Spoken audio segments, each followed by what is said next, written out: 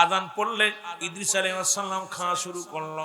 বিসমিল্লাহ আলা বারাকাতুল্লাহ বলে শুরু করলেন। মুসলমান শোনো, এই বরকতের নিয়তে যখন খাওয়া শুরু করলো, কিন্তু জিবরিল আমিন সামনে বসে আছে মানুষের সুরত দইরা, খানা খায় না, শুধু মুখের কাছে খানা নিয়ে বয়া আইরাম দেখাইতেছে। ওরে মুসলমান শুনে নাও, এর ভিতর থেকে বিবি ডাক দিয়ে কয়, স্বামী আপনি তো কোনোদিন মেহমান ছাড়া খানা খান না, অথচ আজকে যাকে নিয়ে আইলেন তে তো খানা খায় না, আপনি আগে খেয়ে ফেলেছেন, মেহমানকে তো না খায় আপনি খান না। এখন ডাক দে বলে, ভাই আপনি খান না কেন, তাড়াতাড়ি খান। কয় বাইরে মনে কিছু করবেন না, আমি আসলে কোনো মানুষ নয়, কারণ আপনার ক্ষুধার্ত অবস্থা দেখে রব্বে কারীম সহ্য করতে পারে নাই। আপনি ক্ষুধার্ত অবস্থায় আছেন, এই জন্য রব্বে কারীম আমারে পাঠাইছে আপনাকে খাওয়ানোর জন্য, আমি হইলাম ফেরেশতা। সুতরাং ইদ্রিস আলাইহিস সালাম কয়, ভাই জিবরিল আমার সঙ্গে তুমি ধোঁকা দিছো, আমার সঙ্গে তুমি ঠগাইছো। শোনো শোনো, এখন তোমার আমার সঙ্গে দোস্ত পাতাইতে হবে, কারণ এখন বন্ধু পাতাইতে হবে, তুমি আমার বন্ধু হিসেবে কবুল করো। আল্লাহ কয়, গাজরা জিবরিল দেরি করিস না, আরে আমার বন্ধু যেহেতু বন্ধু পাতাইতে চায় বন্ধু পাতায় নাও। সঙ্গে সঙ্গে বন্ধু পাতায় নিলেন। মুসলমান শুনে নাও, এবার কয় বন্ধু বানাইলা, কয় তিনটা দাবি করব। নাম্বার 1, তোমাকে আমাকে এখন মারতে হবে, মৃত্যুবরণ করব। দ্বিতীয়, আমাকে জান্নাত জাহান্নাম দেখাইবা। তৃতীয়, আমাকে আবার জিন্দা করবা। এর মুসলমান আল্লাহ কাল জিবরিল এসে ডাক দে, আল্লাহ এ বন্ধু পাতা এখন বিপদের মধ্যে আমারে ফেললাম, বন্ধু পাতায় আমার কোন বিপদের মধ্যে ফেললেন, এখন তুনাকে মারতে বলে, ওনার হায়াত তো এখন শেষ হয় নাই, এখন আমি কেমনে মারবো? আল্লাহ কয়, যা বলছে মেনে নাও, যেহেতু আমার বন্ধুর সঙ্গে তুমি ছলনা করেছো, এখন যা বলে মেনে নাও। আমি আল্লাহ কোন মেনে নিলাম। সঙ্গে সঙ্গে আজরাইল তাকে মারলেন, মারা পর এবার তারে জিন্দা করলেন, আবার তাকে জান্নাত জাহান্নাম সারা পৃথিবী ঘোরায় সব কিছু জান্নাত জাহান্নাম গুলো দেখাইলেন। দেখানোর পর আবার জিন্দা করলেন। জিন্দা হয়ে গেলে আরে আজরাইল আলাইহিস সালামকে ডাক দে, কয় ও আজরাইল তোমার কাছে আমি জানতে চাই। আজরাইল কয়, হুজুর আপনি অল জান্নাত দেখছেন জাহান্নাম দেখছেন, কেমন লাগে? ইদ্রিস আলাইহিস সালাম কয়, ও আজরাইল আমার আল্লাহর নিয়ামত আর জাহান্নামের ভয়াবহতা আমি বিবরণ করব কেমন করে? ওই জাহান্নামের মধ্যে সবচেয়ে বড় কঠিন জাহান্নামের গায়ের মধ্যে একটা গাছ আছে, গাছটার নাম জাক্কুম নামে কাঁটাযুক্ত গাছ। জাহান্নামীদের দূরে দূরে গ্রাস করতেছে, আর জাহান্নামের সর্ব আগুন জাহান্নামের মধ্যে সব বিশ্ব। এটা দেখি আমি ইদ্রিস আলাইহিস সালাম ওই জান্নাতের নিয়ামত দেখেছি। জান্নাতের মধ্যে একটা গাছ আছে, সিদরাতুল মুনতাহা, বড়ই তলা, জোরে জোরে চিল্লায়া বলা যাবে না মারহাবা। আমার বন্ধুগণ, আমার এত গুনাহ করলে গুনাহগুলো মাফের দরকার আছে কি না? কিয়ামত পর্যন্ত কোন নবী আইব না গো, কিয়ামত পর্যন্ত নবীদের দরজা বন্ধ হয়ে গেছে, কিয়ামত পর্যন্ত আর কোন নবী আইব না। আমার বাবারা দিলের কান্ডা লাগা শুনে নাও, কিন্তু তওবার দরজা খোলা থাকবে কিয়ামত পর্যন্ত। আল্লামা কুতুবী রাহমাতুল্লাহ বয়ান করো, মুসলমান শোনো, ও যুবক বন্ধুরা শুনে নাও, আজকে যুব সমাজের উদ্যোগী মাহফিল খানা, যুবক বাবারা দিলের কান্ডা লাগা শুনে নাও, কারণ যুবকদের জান্নাতের সরদার হবে আল হাসান আল হুসাইন, মাদের জান্নাতের সরদার হবে খাতুনে জান্নাত মা ফাতেমাতুজ জাহরা, আর तमाम পৃথিবীর কুল কায়নাতের জান্নাতের সরদার হবে রাহমাতাল লিল আলামিন। জোরে জোরে বলো মারহাবা। আল্লামা কুতুবী রাহমাতুল্লাহ বয়ান করে, বান্দা এত গুনাহ করছো, আসমান থেকে জমিন পর্যন্ত গুনাহ করেছো গো, যদি কোন বান্দা কবরের ভয়, জাহান্নামের ভয়, বান্দার ভিতরে মরণের ভয় ঢুকে যায়, ওই বান্দা যখন খাস তওবা করে আল্লাহ বলে ডাক দেয়, আমার আল্লাহ রাব্বুল আলামিন বান্দার জীবনের সব গুনাহ maaf করে দেয়। জোরে বলেন মারহাবা। এখন 7টা বছর মাহফিল হলো, এর 6 বছর পার হয়ে গেল, 7ম বাৎসরিক মাহফিল। এরপরও যদি গুনার বোঝা নিয়ে কোনো ব্যক্তি কবরে যায়, আমি মনে করি কপাল মন্দ। ওরে মুসলমান, 6টা বছর জান্নাতের বাগানে আসলা, সগীরা গুনাহ মাফ। এখানে বসে কবিরা গুনাহ মাফের একটা সুযোগ আসলো। কারণ মদিনার মাটি বাংলাদেশের মাটি। মদিনার মাটি গায়ে লাগলে গুনাহ ঝরে যায়। মদিনা শরীফের পাথরের মধ্যে চুমা দিলে জীবনের গুনাহগুলো ঝরে যায় গো। বাংলাদেশের পাথরের মধ্যে চুমা দিলে প্রস্রাবের গন্ধ পাওয়া যায়। বাংলাদেশের মাটি গায়ে লাগলে চুলকানি রোগ হয়। ওরে মাটিতে বস্ক মাসে আজকে এই ময়দানটা, ও যুবক, আজকে দরগা তলার ময়দানটা রিয়াজুল জান্নাহ বেহেশতের বাগান। আগে হলো বেহেশত, তারপরে হলো বাগান। আর এই জান্নাতের বাগানের দাম হলো কোরআনের খাতিরে, জান্নাতের বাগানের দাম হলো আপনাদের খাতিরে, জান্নাতের বাগানের দাম হলো মুসলমান হাদিসের খাতিরে। সুতরাং এই জান্নাত আগে হলো জান্নাত। এই দুনিয়ার মধ্যে আপেল গাছ, আঙ্গুর গাছ, বেদেনা গাছ, ফলের গুণে গাছের পরিচয়। রিয়াজুল জান্নাহ বেহেশতের বাগান, আগে বেহেশত, তারপরে হলো বাগান। আর এই জান্নাতের বাগানে বসেও যদি গুনাহ নিয়ে বাড়ি যায়, আমি মনে করি ওটার কপাল খারাপ। জোরে বলেন ঠিক কিনা? সুযোগ বোঝা যায় কথা কি বোঝেন না? কষ্ট হচ্ছে? আল্লামা কুতুবী রাহমাতুল্লাহ বয়ান করে, বান্দা যখন কবরের ভয়, জাহান্নামের ভয়, মরণের ভয়, আগে আসেন ভাইজান, কাছে এসে বসবেন, দূরে থাকবেন না, ওদিক ফাঁকা থাক, কাছে বসবেন, মহব্বত করে বসবেন। এ তো হিংসাপানা হয়ে যায় দূরে থাকলে, কথা বুঝেন? আরে কাছে বগলের লগে আইবেন, কথা কন ঠিক কিনা? আপনারা বগলের লগে না, কিতা কন, কাছে আয়া বসতে। মুসলিম মুমিন আমরা মহব্বত করে বইব। যারা পাশে আইব তারা পাশে বইব, যারা আগে বইব তারা আগে বইব, কথা কন ঠিক কিনা? তবে চেয়ার তো একটা চেয়ার তো দেয়া হয়েছে সভাপতির জন্য। সভাপতি যখন আসবে, আলহামদুলিল্লাহ, যখন উনি যাবেন তখন তারও ফাঁকা থাকে, তখন পুরা করতে হবে, আরেকজন বসতে হবে। যেটা বলেন ঠিক কিনা? কষ্ট হচ্ছে আপনাদের? বেশি সময় কষ্ট দিব না, বেশি সময় কষ্ট দিব না, অল্প সময় কষ্ট দিব। তা আমরা একটু মহব্বতের সঙ্গে দুরূদ শরীফ পড়ি। আল্লাহুম্মা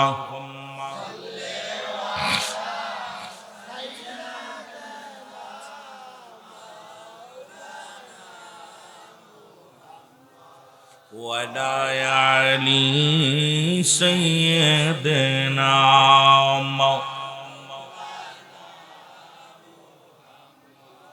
আরো জোরে বলেন আল্লাহুম্মা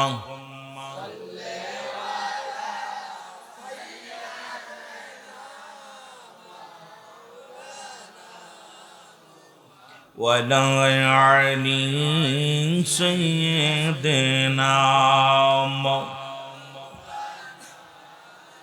এ দুনিয়ার মুসলমান,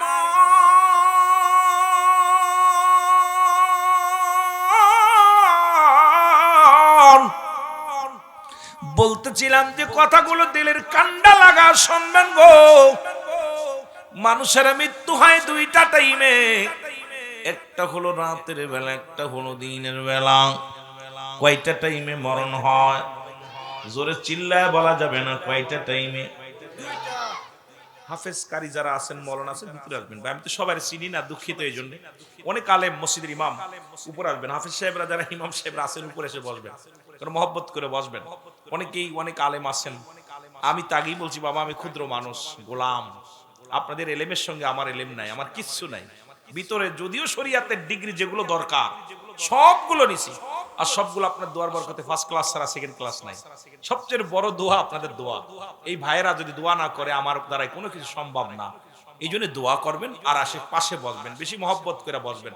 কারণ আপনারা দূরে থাকলে অমুসলিমদের মতো যখন কোনো মুসলমান রাস্তাতে প্রবেশ করবে, এমন ভাবে চলতে হবে যেন অমুসলিমেরা বাধ্য হয় আমাদেরকে পথ ছেড়ে দিতে। কিন্তু আমরা এখন গলায় হাত দিয়ে চলি, কথা বুঝেননি? ওয়াস্তে করা যাইতো না, এগুলো করলে তো বিপদ, কথা বুঝেননি? এগুলো করলেই বিপদ। আমার মুসলমান বাবারা আমার, 2টা টাইমে মরণ হয়, একটা হলো রাতের বেলা, একটা হলো দিনের বেলা। ও মুসলমান শোনো, দিন শুরু করেছে আমার আল্লাহ নামাজ দেয়া, রাত শুরু করেছে আমার আল্লাহ নামাজ দেয়া। আমার আজকের প্রধান অতিথি যদিও সাধারণ মানুষ হইল, একজন ব্যবসায়ী মানুষ, নামাজের কথা গুরুত্ব দিয়া বলছেন মুসলমান। রাসূল বললেন কোন ব্যক্তি যদি 5 ওয়াক্ত নামাজ সময় মতো আদায় করতে পারে, আল্লাহ নবী ওয়াদা করেছে তারে হাত ধরে জান্নাতে নিয়ে যাবে। জোরে বলেন মারহাবা। এখন নবীরে ভালোবাসেন কে কে একটু হাত তোলেন। মারহাবা বলেন না। অনেকে হাত ওঠে নাই ভালো মতো, জোরে। এর রাসূলকে যদি ভালোবাসো, নবীর উম্মত বলে দাবি করলে নামাজ ছাড়তে পারবা না। নবীর উম্মত বলে দাবি করলে দাড়ির মধ্যে খুর দিতে পারবা না। নবীর উম্মত বলে দাবি করলে জিনা করতে পারবা না। নবীর উম্মত বলে দাবি করলে সুদ ঘুষ খাইতে পারবা না। নবীর উম্মত বলে দাবি করলে বেপরদায় চলতে পারবা না। নবীর উম্মত বলে দাবি করলে দুনিয়ার মধ্যে অন্যায় করতে পারবা না। ওরে নবীজির আদর্শ যদি তোমার ভিতরে না থাকে, নবীর উম্মত বলে তুমি গণ্য হবে না। জোরে বলেন ঠিক কিনা। আমার আল্লাহ রাব্বুল আলামিন ভালোবাসলেন নামাজের প্রতিকার, নবী ভালোবাসেন নামাজ। নবীজি রাসূল পাক সাল্লাল্লাহু আলাইহি ওয়াসাল্লামের কাছে 4টা জিনিস প্রিয় ছিল, তার ভিতরে 1 নাম্বার হলো নামাজ। কারণ আল্লাহ দিন শুরু করেছে এই জন্য নামাজ দিয়া, রাতও শুরু করেছে নামাজ দিয়া। রহমতের নবী রাহমাতাল লিল আলামিনের কাছে এই জন্য 1 নাম্বার প্রিয় হলো নামাজ। ও যুবকেরা শুনে নাও, ফজর সূরা দিনের শুরু হলো ফজর। বান্দারে 2 রাকাত সুন্নাত নামাজ তুমি আদায় করলা, তুমি নবীরে ভালোবাসো, নবীর হুকুম তুমি পালন করলা, তুমি সঙ্গে সঙ্গে নবীর প্রেমিক হয়ে গেলা। এইবার আল্লাহর হুকুম, যেহেতু তুমি আল্লাহর বান্দা, নবীর উম্মত হইয়া দুনিয়ার মধ্যে দাবি যদি করতে হয়, যারা ফজরের সালাত কাজা দিলা, তুমি কেমনে নবীর উম্মত বলে দাবি করবা? ফজরের সালাত তুমি আদায় করলে না, আবার আল্লাহর গোলাম বলে তুমি কেমনে দাবি করবা? এবার 2 রাকাত ফরজ নামাজ তুমি আদায় করলা, সঙ্গে সঙ্গে তুমি হয়ে গেলা আমার আল্লাহর গোলাম। এখন দিনের মধ্যে যদি তোমার মরণ হয়, তোমার মরণটা হবে আমার আল্লাহর গোলাম নবীর প্রেমিক। দল ক্ষমতায় গেলে দল করলেই বাঁচা যায়, কথা কয় না? দল যখন আমলিগ যখন ক্ষমতায় ছিল, আমলিগের কত নেতা অন্যায় করা পরও তারা কি পেয়েছে? মুসলমান রক্ষা পেয়েছে। আবার যে দল ক্ষমতা আসবে, দল করার কারণে নেতা কর্মীরা তারে আগলে রাখে, বগলে আগলে রাখে। তদ্রূপ নবীজির ভালোবাসা, আল্লাহর গোলামি করলে আমার রব্বে কারিম গোলাম বলে ডাক দিবে, নবী উম্মত বলে ডাক দিবে। হাসরের ময়দানে উম্মতের ভয় নাই, ভয় নাই। সেই নবীজির পথে, আল্লাহর পথে চলার দরকার আছে কিনা? আমি আগে একটু বুঝাইনি, তারপর বোঝা যায়। কত বুঝেননি? কষ্ট হচ্ছে? ও মুসলমান, দিন শেষ করেছে, দিনের মধ্যে মরণ হয় নাই গো। কয়টা টাইম মরণ হয়? জোরে বলেন কয়টা? হয় রাত, হয় রাত, না হয় দিন। না মিছা কথা? মিছা কথা। এবার মুসলমান দিন শেষ করলা, কত অক্সিজেন গ্রহণ করলা, কত বালির মধ্যে হাঁটলা, কত না আলো বাতাস তুমি গ্রহণ করলা। এগুলো দান কার? আরো জোরে বলেন কার? পানি খাইলা, খাদ্য খাবার খাইলা, জমিনের মধ্যে বিচরণ করলা, সবকিছু আমার রব্বে কারিমের দান। ও বান্দা শুনে নাও, এবার তুমি কি করো? মাগরিবের রাত শুরু করেছো, রাতের শুরু হলো বান্দা মাগরিব। এই জন্য শুরুতেই, রাতের শুরু থেকেই হলো মুসলমান আল্লাহর হুকুম। এবার 3 রাকাত ফরজ নামাজ তুমি আদায় করলা, সঙ্গে সঙ্গে তুমি হয়ে গেলা আমার আল্লাহর গোলাম। এবার বান্দা 2 রাকাত সুন্নাত নামাজ তুমি আদায় করলা, সঙ্গে সঙ্গে হয়ে গেলা তুমি আল্লাহ নবীর প্রেমিক। এখন নবীর প্রেমিক আল্লাহর গোলাম যদি মরণ হয়ে যায় গো, এই দুনিয়ার মধ্যে কোনো ভয় নাই, কোনো ভয় নাই রে। কবরে ভয় নাই, মিজানে ভয় নাই, ফুলসিরাতে ভয় নাই। এই মুমিনদের জন্য আল্লাহ রেখে দিলেন দাতুলিল মুমিনিন।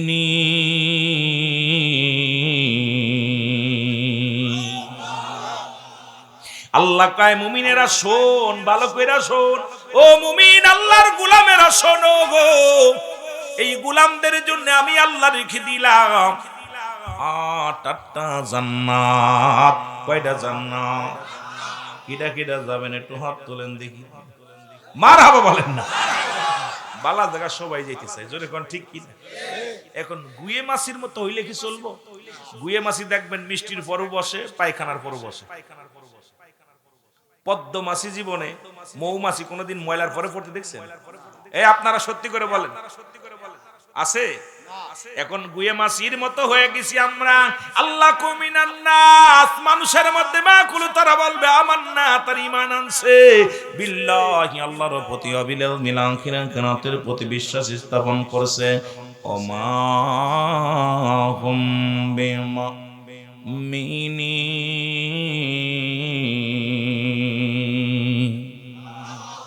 এই গোলাম, অমিনান নাস, নাস শব্দের অর্থ মানুষ। এই মুনাফিক যে মানুষের মধ্যে আছে, ওরা গুয়ে মাছি হয়ে গেছে। একবার মন্দিরে দৌড়য়, আবার মসজিদেও দৌড়য়। এই জোরে বলেন, একবার মূর্তি পাহারা দেয়, আবার মসজিদে যে সিজদা দেয়। এখন বলতে গেলে এই সমস্ত মুনাফিকদের কারণে ইসলামের 12টা বাজতে চায়। ও যুবক শোনো, শুনে নাও, শুনে নাও বাবারা আমার, তিরমিজি শরীফের হাদিস কানা শুনে নাও, 3952 নাম্বার হাদিস। যদি লিখে নাও, না পাইলে আমাকে ফ্যান চ্যালেঞ্জ করবা। এটা ধোঁকাবাজেরা ভালো করে শুনে নাও। হাদিসের মধ্যে আছে, তিরমিজি শরীফের হাদিসের মধ্যে, ও যুবক 3952 নাম্বার হাদিস কানা গো, আমার নবী বলছে শেষ জামানা আমার উম্মতের মধ্যে একদল উম্মত বাইর হবে গো, ওরা নিজেরা মূর্তি পূজা করবে, অন্যকে উৎসাহিত করবে। জোরে জোরে চিল্লায় বলা যাবে না নাউজুবিল্লাহ। নবীজি 1500 বছর আগে, এই মৌলভী সাহেব, রাসূল বলে গেছে 1400 বছর আগে যে আমার উম্মতের মধ্যে একদল আসবে। তিরমিজি শরীফের হাদিস 3952 নাম্বার হাদিস। কত নাম্বার? 3000। নোট করেন, নোট করেন, মৌলবীর দৌড় তৈব তো, কারণ এখন কে জামানা, তুমি হুজুর দলিল কই? রাসূল বলছে আমার উম্মতের মধ্যে একদল বাইর হবে, নিজেরা তারা মূর্তি পূজা করবে, অন্যকে মূর্তি পূজার জন্য উৎসাহিত করবে। এখন আমার দেশে আমার মুনাফিক মুসলমান, যে বললাম আমিনান নাস, মানুষের মধ্যে মায়াকুল, তারা বলবে আমান্না, তার ঈমান আনছে বিল্লাহি, আল্লাহর প্রতি। এই মুনাফিক, এই মুনাফিকরা এমন শুরু করেছে বর্তমান, এই মুনাফিকদের অবস্থান, তারা মন্দিরেও দৌড়য়, মসজিদেও দৌড়য়। আরে আজকে দেখলাম বর্তমান জামানে, আপনারা কষ্ট পাবেন আমার কথা শুনলে, হয়তো অনেকের বুকের ভিতর লাগবে, ইমানের দাম বেশি না ভোটের দাম বেশি? জীবন দিয়ে দেবেন, ইমান দিবেন না। জোরে বলেন ঠিক কিনা?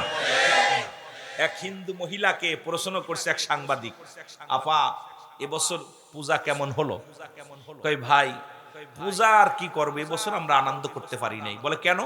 কয় আমরা ঈশার পরেই আমরা একটু সেজে গুজে আসবো, দেখি একদল হুজুরাই আমাদের মন্দিরগুলো দখল করে নিছে। এখন বলেন দি পুরুষ মানুষের সামনে কি সেজে গুজে যাওয়া যায়? এবছর স্বাস্থ্যও পারি নাই, পূজায় বেশি মজাও করতে পারি নাই।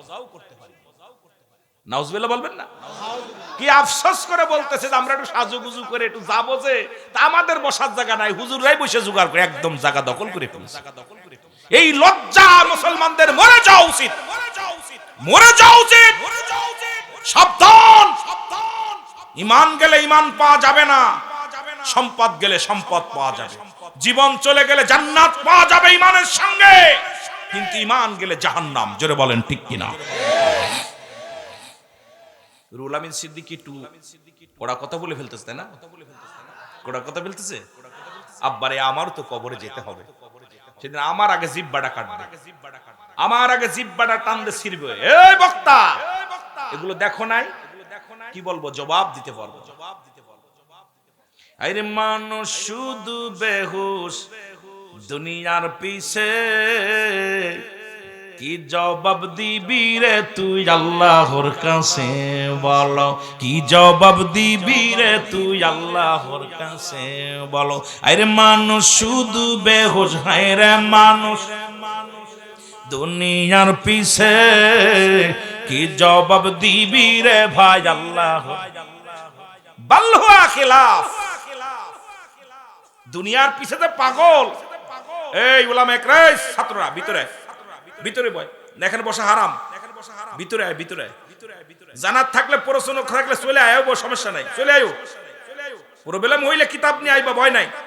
কিন্তু দূরে থেকে মাহফিল নষ্ট কর। তোমরা আসো, ভিতরে আসো। আগামী দিনে তোমরা বক্তা হবা, বড় বক্তা হবা। তোমরা দূরে থাকলে হইব, ভিতরে আয় বড়। বাল্লুহা খিলাফ, এই কথাগুলো খেয়াল করবেন। নবীজি বলছে শেষ জামানার অবস্থা, নবীজি বলে গেছেন 1400 বছর আগে। নবীজি বলছে যে আমার উম্মতের এমন অবস্থা হবে, শেষ জামানার মানুষের চরিত্র হবে কুকুরের চরিত্র। কিসের চরিত্র? কুকুর যেমন মরি পাইলে খুশি হয়, শেষ জামানার মানুষগুলো সম্পদ পাইলে খুশি হবে। ঠিক কি না?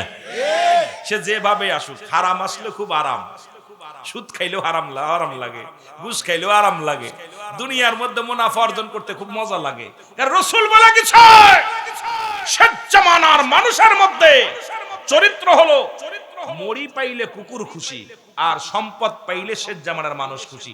এখন আমার 10,000 টাকা বেশি দিলে আমি আরেক মাহফিলে চলে যাবো, ফোন বন্ধুর কোনো ভাইজান আজকে আমার শরীরটা ভালো না, আমি আসতে পারবো না, খবর নিয়ে দেন আরেক মাহফিলে ফাটিয়ে দিচ্ছে আজ করে। জোরে বলেন ঠিক কি না? ইমাম সাহেবরা যদি 5,000 টাকা বেতন আরেক মসজিদ দেয়, উনি কবে হুজুর ভাইজান আমার তো পোষাচ্ছে না, আমার ছেড়ে দেন আপনারা। ঠিক কি না? কারণ আমি আর আমার ভাই দোষ নিলাম, আপনাদের দরকার নেই। কি কোন না, আবার আপনার দিলে আবার কষ্ট হইতেন না, কারণ অবস্থা খুব খারাপ। আজকে সমাজ এক কাপ চার কাছে বিক্রি হয়ে যাচ্ছি, ঈমান বিক্রি করতেছি।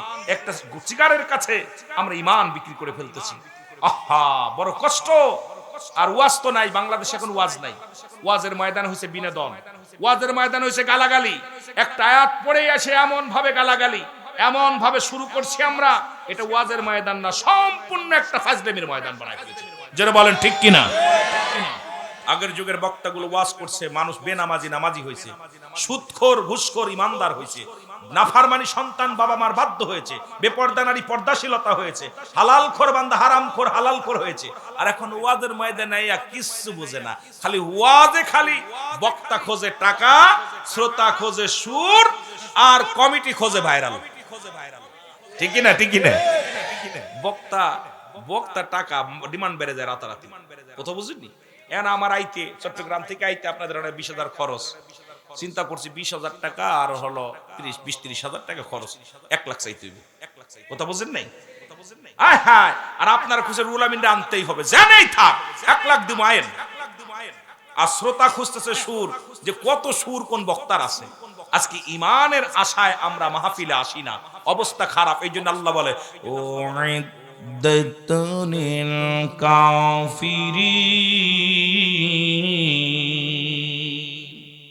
কাফের বেঈমান মুনাফিকদের জন্য প্রস্তুতি করে রাখছে আল্লাহ একটা জায়গা, সেই জায়গাটা হলো 7টা জাহান্নাম। কিরা কিরা যাবেন? ওরে ভাই, চালাক আছে তো এলাকার মানুষ। আমি মনে করছিলাম হয়তো এলাকার নদী অঞ্চল মানুষ, সুন্দর একটা চর, আহারে চরটা লক্ষ্মী চর, লক্ষ্মী মানুষগুলো আসলে লক্ষ্মী, বালা মানুষ। লক্ষ্মী যেটা বালা হয় এটাই লক্ষ্মী বলে বেশি। আমাদের অঞ্চলে যে ছেলেটা সভ্য হয়, যে মেয়েটা সভ্য হয়, তার আমার ছেলেটা খুব লক্ষ্মী, মেয়েটা খুব লক্ষ্মী। আসলে এলাকার মানুষ লক্ষ্মী, একটা মানুষ বইলে হাত উঠাই নাই, সবগুলো জ্ঞানী মানুষ। মারহাবা বলেন না?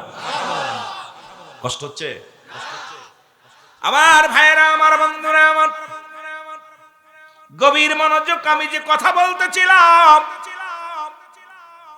বন্ধুগণ আমার, এখন রাতের মধ্যে যখন মরণ বরণ মৃত্যুর পেয়ালা পান করলেন, আপনি হয়ে গেলেন আমার আল্লাহর গোলাম, রাসূলের প্রেমিক।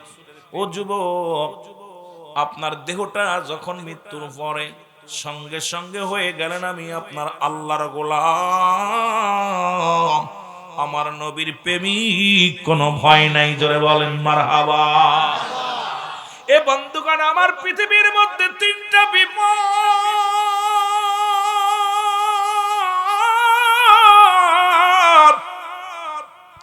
নাম্বার 1 হলো মানুষের মরণ, 2 নাম্বার বিপদ হলো কবর, 3 নাম্বার বিপদ হলো কিয়ামতের ময়দান। একটার পর একটা বিপদ গো।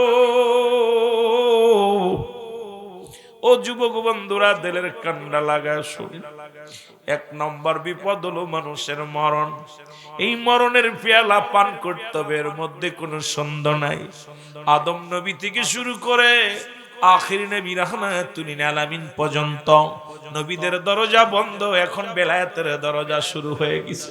এই বেলায়েতের দরজা পর্যন্ত যত কামেল মুকাম্মেল আছে সবাই দুনিয়ার মায়া ছেড়ে চলে গেছে। আমারও কোন দিন যেন ডাক এসে যায়, মরণের পেয়ালা পান করব। ও যুবক, আজ পর্যন্ত কোন ডাক্তার কবিরাজ মরণ রোগের ওষুধ বাইর করতে পারে নাই, জোরে বলেন ঠিক কিনা? এক নাম্বার বিপদ হলো মানুষের মরণ। এই মরণের কথা বলতে গেলে বড় কষ্ট হয়। আল্লামা মুফতি আমজাদ আলী সাহেব একটা কিতাব লিখলেন, কিতাবের নাম বারে শরীয়ত। এই কিতাবের মধ্যে উনি লিখতে যা বললেন, দুনিয়ার মানুষ শোনো, মানুষ যখন সাধারণ মৃত্যুবরণ করে 70টা তাজা উটের গায়ের চামড়া জবাই না করিয়া উল্টো দিকে টান দিয়া লবণ আর মরিচ লাগা দিলে যতটুক যন্ত্রণা হয়, এর চাইতে 70 গুণ যন্ত্রণা হলো একটা সাধারণ মৃত্যু।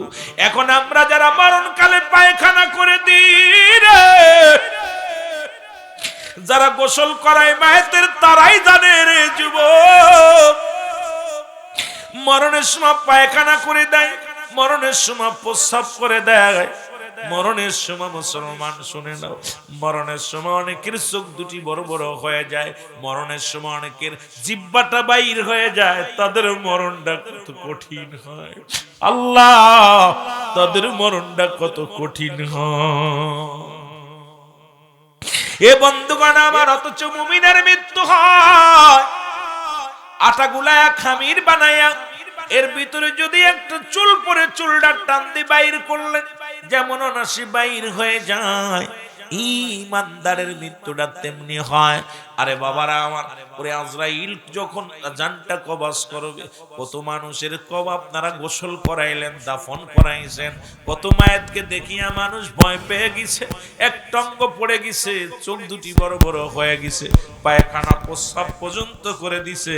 আল্লাহ, তুমি আমাদের মরণটা সহজ করে দিও। জোরে জোরে চিল্লায় বলা যাবে না আল্লাহু আকবার। আমার মরবে কখন কেউ তো জানি না, আমার মরণ এই আমি চলে যাব, আমায় তোমরা ভুইলা যাও না, আমি চলে যাব, আমার মরণ আসিবে কখন কেউ তো জানি না, আমার মরণ। টাকা পয়সা দালান কোটা যাহা করেছি, সব কিছু ফেলাইয়া আজি একাই চলেছি রে, আমি সব কিছু ফেলাইয়া আজি। আমি যাবার বেলায় ভেবে দেখি আমার কেহ নাই, আমি যাবার কালে ভেবে নাই, আমার মরণ আসিবে কখন কেউ তো জানি না, আমার মরণ। এই পৃথিবী চিরদিন থাকার জায়গা নয়, অন্ধকার কবর যে তোমার আসল ঠিকানা রে মানুষ, অন্ধকার কবর যে তোমার। এ আমি চলে যাব, আমায় তোমরা ভুইলা যাও না, আমি চলে যাব না, আমার মরণ আসিবে কখন কেউ তো জানি না, আমার মরণ। এ দুনিয়ার মুসলমান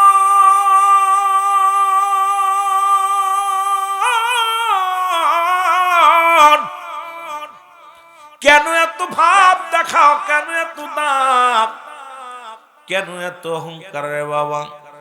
পৃথিবীর প্রথম কাপড় পরিধান করে সন্ন্যার হাতে, আবার শেষ বিদায়ের কাপড় পরিধান করবা অন্যের হাতে। প্রথম লজ্জা স্থান ঢেকেছে তোমার অন্যের হাতের সহযোগিতায়। নিজের কাপড় নিজে পড়তে পারো নাই, হয় বোনের হাতে, না হয় মার হাতে, নাই বাবির হাতে, দাদির হাতে। আবার জীবনের শেষ বিদায়ের শেষ কাপড়টা লাগাইবে অন্য মানুষের তোমার।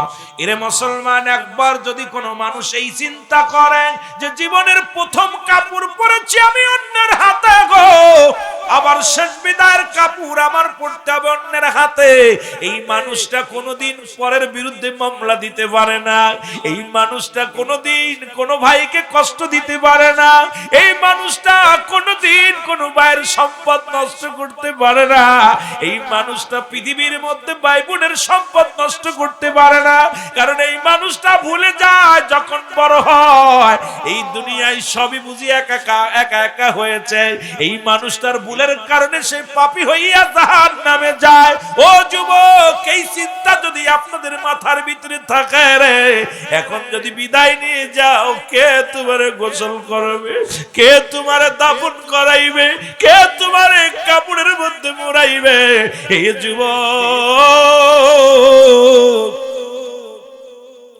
আমি পিরাইটা মাহফিলের মধ্যে বলি, পৃথিবীর প্রথম কাপড় পরছ অন্যের হাতে, শেষ বিদায়ের কাপড় পরবা তুমি অন্যের হাতে। ছেড়ে দাও, ছেড়ে দাও মস্তানি, ছেড়ে দাও, ছেড়ে দাও ক্ষমতার দাপট, ছেড়ে দাও, ছেড়ে দাও নিজের অহংকার, ছেড়ে দাও এই দুনিয়ার সব কিছু বিলিয়ে দাও আমার রব্বে কারিমের নামে। জোরে জোরে চিল্লায়া বলা যাবে না আল্লাহু আকবার? আর একটু জোরে জোরে চিল্লায়া বলা যাবে না আল্লাহু আকবার? এ মদিনা যাইতে পারলাম না, মদিনা। আরো জোরে চোখের পানি ছেড়ে বলেন, মদিনা যাইতে পারলাম না, মদিনা। আমি অসহায় তাই এত দূরের, আমি অসহায় তাই দূর থেকে সালাম জানাই, বলো দূর থেকে সালাম জানাই, মদিনা যাইতে পারলাম না, মদিনা।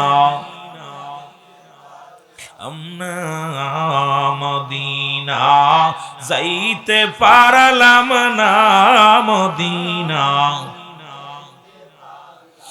মদিনার নাম কত মধু,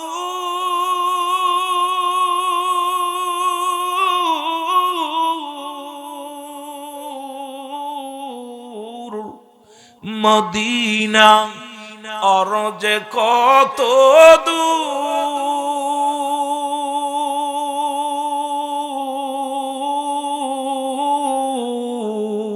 ওই মদিনার পথের ধুলি, ওই মদিনার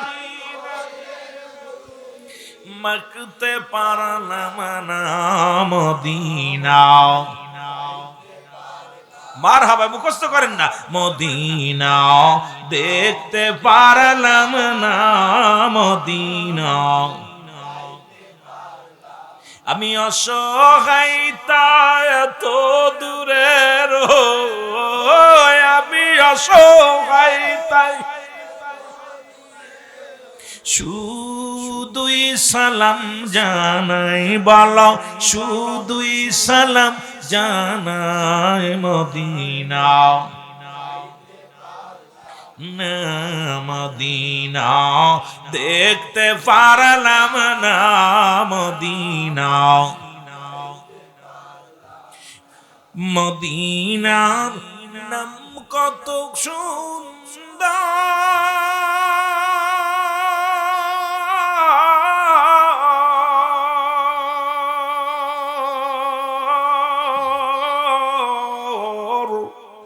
মদিনা কেরে সে অন্তর,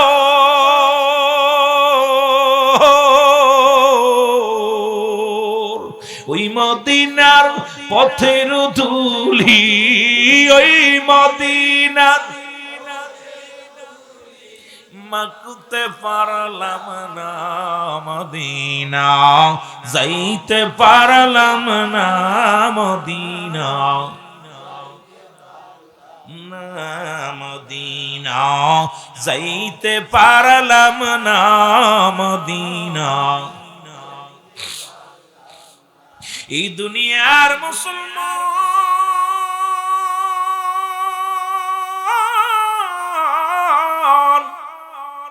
যে কথাগুলো বলতেছিলাম, ও যুবক, আমার যুবক বন্ধুরা শুনে নাও, এত কঠিন মৃত্যু যদি সাধারণ মৃত্যু হয়, ওরে আজরাইল এত বড় দানব, তামাম পৃথিবীর পানি যদি তার মাথায় ঢেলে দেওয়া হয়, ও যুবক বন্ধুরা, আসমানে থাকে মাথা, জমিনে থাকে পা, ওরে তামাম পৃথিবীর পানিগুলো যদি মাথায় ঢেলে দেওয়া হয়, একটু পানি জমিনের মধ্যে গড়ায়া পড়বে না। এই আজরাইল প্রত্যেকটা মানুষের কাছে আসবে রে বাবা, তবে একমাত্র ইমানদারের রূহটা নিবে আসানে, ওরে মুমিনের জানটা বাইর করবে আসানে। বেঈমান মুনাফিকদের জান গাজাখোর মদখোরদের জান কবজ করতে রব্বে কারীম জমিনের মধ্যে পাঠাইবে না আজরাইলকে। আসমান থেকে এমন একটা হুক্কার মারবে রে বাবা, এক নজর দেখিয়ে এমন ভয় পাবে রে, এ যুবক কই পৃথিবীর মধ্যে জানটা তো জোরে সিনে নিবে রে, কান্দে রক্ত বাইর হয়ে যাবে, নাকতে রক্ত বাইর হয়ে যাইব রে, এত কষ্ট দিবে রে, পায়খানা প্রস্রাবের রাস্তা দিয়ে ময়লা বাইর হয়ে যাবে। এই মৃত্যুর পেয়াল আমাদের পান করতে হবে যুবক। এই জন্য আমি পিরাইটা মাহফিলের মধ্যে আলোচনার মধ্যে বলে, আল্লাহ কয় কুল্লু মান আলাইহা ফান, আল্লাহ কয় বান্দারে এই জমিনটা আমি রাখবো না, আজকে জমিনের জন্য তোমরা পাগল। কত মানুষকে ফাঁকি দাও, কত মানুষকে ঠগাও, কত মানুষ সুদ ঘুষ খাও, কত মানুষ কত জমি ফাঁকি দিলাম, আইরে বোনের সম্পদ ফাঁকি দিলা, ভাইয়ের সম্পদ ফাঁকি দিলা, এর দুনিয়ার যুবকেরা কত বাবা তার মেয়ের সম্পদ ফাঁকি দিয়া সন্তানের লেখা দিছ। শুনে নাও, শুনে নাও, দিলের কান্ডা লাগা শোনো, আল্লাহ কয় বান্দার এই জমিনটা আমি রাখবো না, এই জমিনটা আমি চূর্ণ বিচ্ছিন্ন করে দিব, এই জমিনের মাটিগুলো সব পোড়ায়া তামা বানায়া দিব, এই যে বালু একটা বালু থাকবে না, এই যে বালুর জমিনের মধ্যে পারি আস না, আল্লাহ কয় জমিনের মাটিগুলো পুড়ে হবে তামা, এই জমিনের মধ্যে যত পানি আছে সব পানিগুলো পুড়ে হবে ছাই। ও বাবারা, নিশ্চিন্তালের মানুষগুলো শোনো, এ যুবকেরা শোনো, চরাঞ্চলের মানুষেরা শোনো, এ লক্ষ্মীচরের বাবারা দিলের কান্না লাগে শোনো গো, রব্বে কারীম কয় জমিনের মধ্যে যত পানি আছে সব পানিগুলো পুড়ে ছাই হয়ে যাবে। যেদিন কিচ্ছু বলতে কিচ্ছু থাকবে না, সেদিন থাকবে শুধু আমার আল্লাহ। গোলামি করব কার? আর একটু জোরে বলেন, আইন মানব কার? বিধান মানব কার? জমিনটা কার? আমি আপনি কার? এর সব কিছু যে রব্বে কারীমের ঘোষণা, আমার ঘোষণা নাই। কুল্লু মান আলাইহা ফান, সব শেষ করে দিবে কে? গত পরশুদিনকে একটা ঝাঁকি আল্লাহ মারছে, ঢাকার জমিনে 13 জন শাহাদাতের পেয়ালা পান করেছ গো, শত শত মানুষগুলো অসুস্থ হয়ে গেছে। ওরে শিরায় 1000-এর উপরে মুসলমান, শুনে নাও, 1300-1400 মানুষ তারা মুসলমান এই পৃথিবীর মধ্যে আহত হয়েছে। ঢাকার শহরেই 13 জন নিহত হয়েছে। বড় বিল্ডিং গুলো 10 তলা 12 তলা বিল্ডিং গুলো নাসায় ফেলছে আমার আল্লাহ। এই একটা বিল্ডিং এর সঙ্গে আরেকটা বিল্ডিং বাড়ি খাইয়া কয়েকটা জমিনের মধ্যে, ঢাকার জমিনের মধ্যে কয়েকটা রাস্তা এই জমিনের মধ্যে মরুভূমি বানায় দিছে। এই ক্ষমতা আমার আল্লাহ সেকেন্ডের সেকেন্ডের মধ্যে, মাত্র 2 মিনিটের মধ্যে, 2-3 সেকেন্ডের মধ্যে অল পৃথিবী অল বাংলাদেশ আমার আল্লাহ একটা ঝাঁকুনি দিয়েছে রে। তাহলে যেদিন কিয়ামত সংঘটিত হবে রব্বে কারীম কেমন ঝাঁকি মারবে। এই মানুষগুলো মুসলমান দেখি শ্রমিকেরা, ওই শ্রমিকেরা 3 তলা 10 তলা থেকে লাফিয়ে লাফিয়ে পড়েছে বাঁচার জন্য। এর মুসলমান গার্মেন্টসের শ্রমিকেরা এমন চোখের পানি, জানলা ভেঙে দরজা ভেঙে লাফ দিয়ে নেয় নিচেই পড়েছে, কারণ এই মরণের ভয়। ও যুবক, যতই তুমি ফালিয়ে পড়ো, আমার আজরাইল যখন আমার আল্লাহ পাঠিয়ে দিবে, এই জমিনের মধ্যে একটা সেকেন্ড থাকা সম্ভব নয়। এর ঘন ঘন ভূমিকম্প হয়, এত জিনা ব্যভিচার বাংলাদেশে বাড়ছে, ঈমান নষ্ট হয়ে গেছে ঈমানচোর মৌলবীদের কারণে, আমার নবীর দুশমনীদের জন্য। আজকে জিনা ব্যভিচার যেভাবে শুরু হয়েছে বাংলার জমিনে, সুদ ঘুষ যেমনি চালু হয়েছে, মুসলমান সব জায়গা সুদের কারবার, সব জায়গা ঘুষের কারবার। আজকে শুধু মুখে মুখে কথা বলি একটা, অন্তরে করি আর একটা। এর রব্বে কারীম এমন শুরু করেছে, রব্বে কারীম সতর্ক দিয়ে বান্দা এখনো সতর্ক দিয়ে দিলাম, এরপরও যদি সতর্ক বাণী যদি প্রচার না হয়। ওই দিন ছিল শুক্রবার, আজকে সোমবার। শুক্রবারের ঝাঁকিটা মনে হয় যারা ঢাকা ছিল তারা জানে, ঢাকার জমিনে যারা ছিল ওদিন জানে কেমন ঝাঁকি দেয়। এই রব্বে কারীম সব কিছুর জন্য বিচ্ছিন্ন করে দিবে, সেদিন থাকবে শুধু আমার আল্লাহ। আল্লাহ কয় বান্দা যেদিন আমি থাকবো আমার রাসূলুল্লাহর ভালোবাসা নিয়ে। এখন নবী কয় হায়াতি খায়রুল লাকুম, নবী কয় আমার উম্মতিরা রে, এই দুনিয়ার মধ্যে আমি আগমন করলাম আমার উম্মতের কল্যাণের জন্য।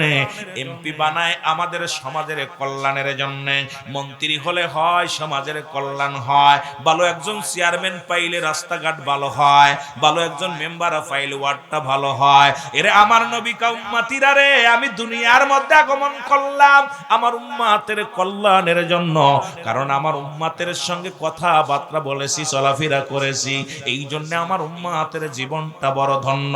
এরে মুসলমান, নবী কয় হায়াতি খায়রুল লাকুম, আমার হায়াতের জিন্দেগিটা উম্মতের জন্য কল্যাণ স্বরূপ গো। আমার আলেমরা ভালো করে লিখে নাও, নবী কয় ওয়াফাতি খায়রুল লাকুম, আমার ওয়াফাতটা আমার ইন্তেকালটাও আমার উম্মতের জন্য কল্যাণ স্বরূপ। ও মামায়াতি খায়রুল লাকুম। রাসূলের দলিলগুলো কোরআন হাদিস একটু পড়লে এত মজা, এত মজার আলোচনা বাইর হয়, কিন্তু আমার তো গবেষণা নাই। গবেষণা না থাকলে তো মুনাফিকি না ফারমানি এগুলো বেশি বাড়বে। রাসূল কয় উম্মতিরা রে, আমি নবী দুনিয়া থেকে বিদায় নিলাম, এটা আমার উম্মতের জন্য কল্যাণ স্বরূপ গো। পৃথিবীর মধ্যে কোন উম্মত যদি ভালো কর্ম করে, ওয়াফাতি খায়রুল লাকুম, নবীর ওয়াফাত ও মামায়াতি খায়রুল লাকুম, নবী আমার ওয়াফাতটা উম্মতের জন্য মঙ্গল স্বরূপ। কারণ এই পৃথিবীর মধ্যে থেকে বিদায়টা হলো আমার উম্মতের কারণে। পৃথিবীর মধ্যে কোন উম্মত যদি ভালো কর্ম করে, আমি নবী আমার উম্মতের জন্য প্রশংসা করি। আবার যদি কোন উম্মত গুনাহের কাজ করে, সঙ্গে সঙ্গে আমি নবী তার জন্য ইস্তেগফার করি, মাফ চাই। অন্যায় করে ছেলে মাফ চায়, মুসলমান বাবা ভুল করলে বাবা মাফ চায় মানুষের কাছে যাইয়া, অন্যায় করে গ্রামের ছেলে মাফ চায় চেয়ারম্যান মেম্বার যাইয়া। এমন নবীর উম্মত হইলাম, ভুল করি আমি ক্ষমা চাই আমার নবী। এই নবীর পক্ষে থাকার দরকার আছে কি না? আমার মনে জল্পনা কল্পনা, নবী যাব আমি সোনা, বলো যাব আমি সোনার মদিনায়, বলো যাব আমি, আরো জোরে বলেন যাব আমি। রে আমার মনের জল্পনা কল্পনা, নবী যাব আমি সোনা, বলো যাব আমি সোনার মদিনায়, বলো যাব আমি। আমার মনের জল্পনা কল্পনা, নবী যাব আমি, এর নবীজি কেউ ভালোবাসি, মনটাই আমার অনেক খুশি। নবীজি কেউ ভালোবাসি, অগ নবীজি কেউ ভালোবেসে তৃপ্তি মেটে না। বলো নবীজি কেউ ভালোবেসে না গো যাব আমি সোনা। আওয়াজ পিছনে একটু জোরে আওয়াজ হবে। যাব আমি সোনা, এর যাব আমি সোনার মদিনায়। বলো যাব আমি,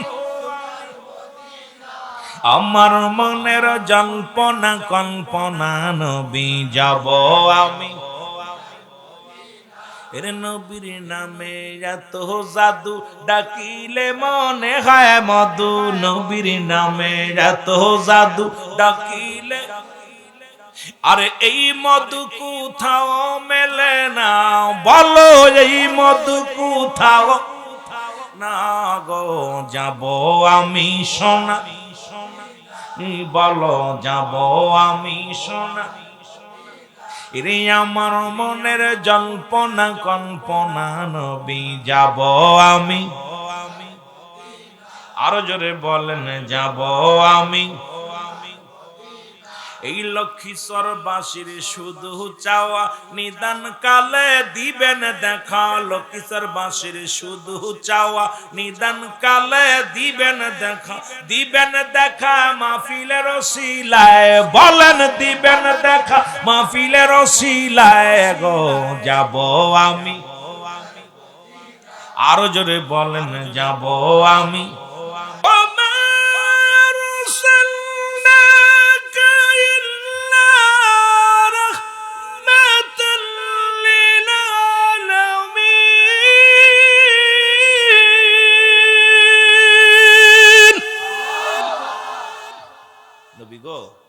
তামাম পৃথিবীর রহমত তো আপনাকে দিছি, সেই রহমতের পেয়ালা নিয়ে বসে আছেন।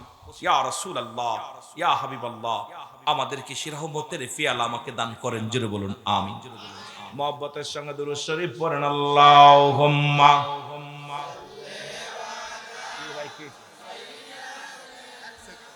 কি ওটা আমি ঘোষণা দিলাম, থাক।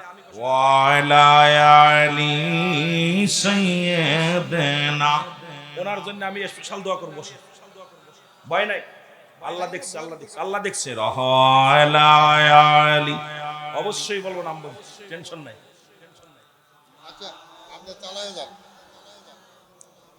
আরো জোরে বলেন আল্লাহুম্মা।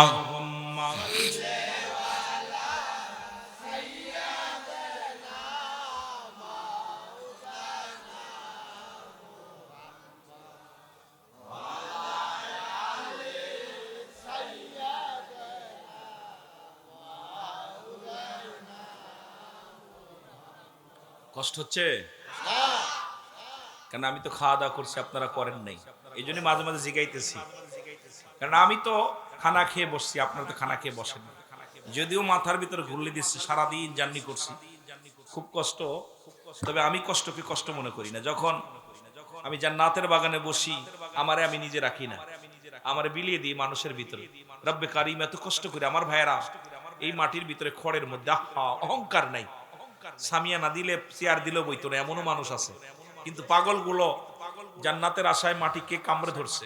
আল্লাহ এই পাগলগুলোরে তুমি খালি হাতে ফিরাই দিও, এই পাগলগুলোরে তুমি শূন্যতে ফিরাই দিও। কতদিন বসেছি, গুনাহ মাফ করে যাইতে পারি নাই। না জানি তো সকালেও মৃত্যু হয়ে যেতে পারে, আগামী দিন সূর্য উদয় হবে আপনার আমার জীবনে, কেউ বলতে পারি। এই জন্য আল্লাহ তোমার কাছে ফরিয়াদ করি, এই পাগলগুলোরে, এই পাগলগুলোরে তুমি, লক্ষ্মীশ্বরের পাগলগুলোরে, এই যে আজকের ঈদগার ময়দানে বসেছে দরগাতলা, ঈদগার ময়দান থেকে আমাদেরকে খালি হাতে ফিরাই দিও না, মাসুমের মাসুম করে দাও, আমাদেরকে মাসুমের মাসুম করে দাও। জোরে বলেন আমিন। মুহাব্বতের সঙ্গে দুরূদ শরীফ পড়েন। আল্লাহুম্মা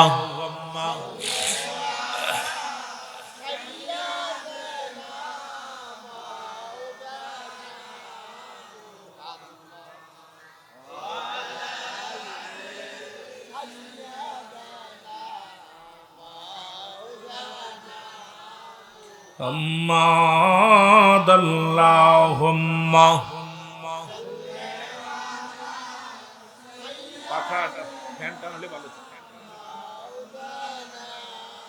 ওয়ালা আলি সাইয়্যিদিনা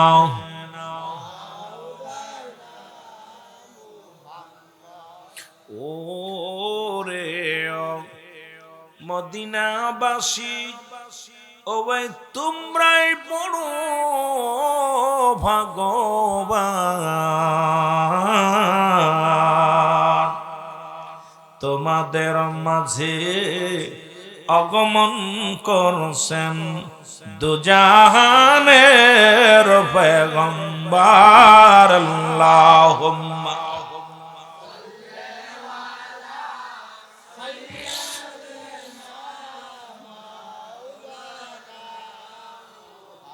ওয়ালা আলি সাইয়্যিদিনা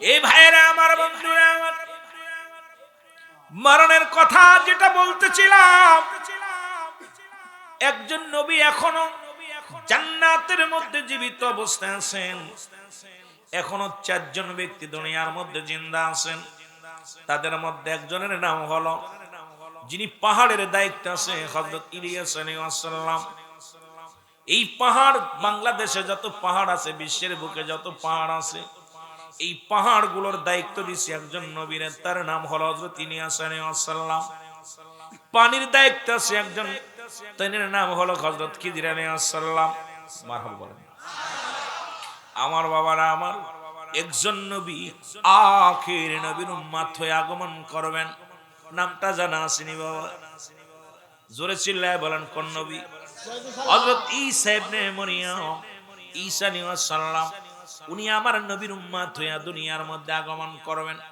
আর একজন নবী যিনি এখনো জান্নাতের মধ্যে যদিও তার একবার মরণ হয়েছে আবারও জিন্দা হয়ে এই জান্নাতের মধ্যে আছে তার নাম হলো হযরত ইদ্রিস আলাইহিস সালাম আমার যুবক বন্ধুরা ইদ্রিস আলাইহিস সালাম জীবনে মেহমান ছাড়া খানা খাইতেন না ওনার দায়িত্ব ছিল কোনদিন মেহমান ছাড়া খাইতেন না একদিন সারা দিন পার হয়ে গেল মেহমান আসে নাই উনিও খানা খায় নাই কারণ রব্বে কারিমের কাছে সবচেয়ে প্রিয় বান্দা যারা হয় তাদের বাড়িতে বেশি মেহমান আসে বাবারা আমার ইদ্রিস আলাইহিস সালাম বিবি ডাক দেখায় স্বামী রে আপনি খানা খাইলেন না ও বিবি আমি কোনো মেহমান পাই নাই খানা খাবো না রব্বে কারিম বড় কষ্ট পাইলেন রব্বে কারিম পাঠায়া দিলেন জিবরিল আমিন কয় জিবরিল রে তাড়াতাড়ি যা আমার বন্ধু ইদ্রিস সারা দিন অনাহারে আছে যাও তারে খাবারের ব্যবস্থা করো কারণ বন্ধুগণ আল্লাহর প্রিয় বান্দা যখন হয়ে যায় কোন বান্দা